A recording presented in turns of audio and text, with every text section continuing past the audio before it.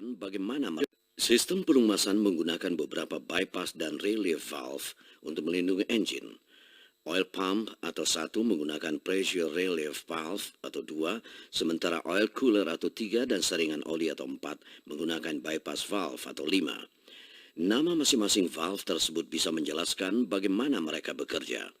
Pressure relief valve berfungsi mengurangi tekanan pada sistem, dan bypass valve memungkinkan oli untuk mengalir di sekitar komponennya dan tidak melewati komponen tersebut. Pressure relief valve biasanya terletak di dekat oil pump. Umumnya relief valve menggunakan spring untuk mengaktifkan valve-nya. Relief valve membuka bila tekanan di dalam sistem melebihi gaya spring pada valve. Selama tekanan tetap tinggi, valve akan tetap terbuka, dan selama waktu inilah sebagian oli mengalir kembali ke oil pan. Dan jika tekanan kembali turun di bawah gaya pembukaan spring, valve kembali menutup.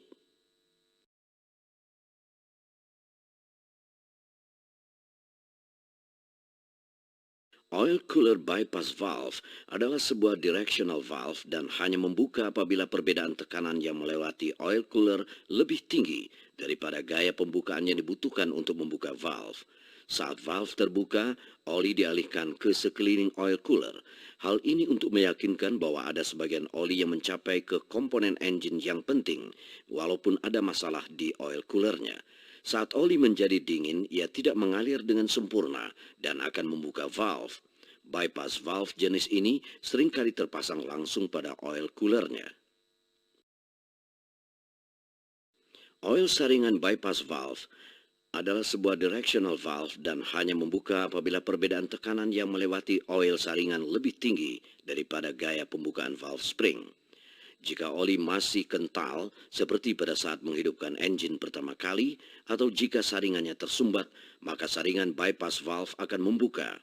Oli dialihkan ke sekeliling saringan untuk menjamin oli agar selalu mencapai bearings dan komponen engine lainnya. Hal ini untuk melindungi engine dari kerusakan akibat kekurangan oli.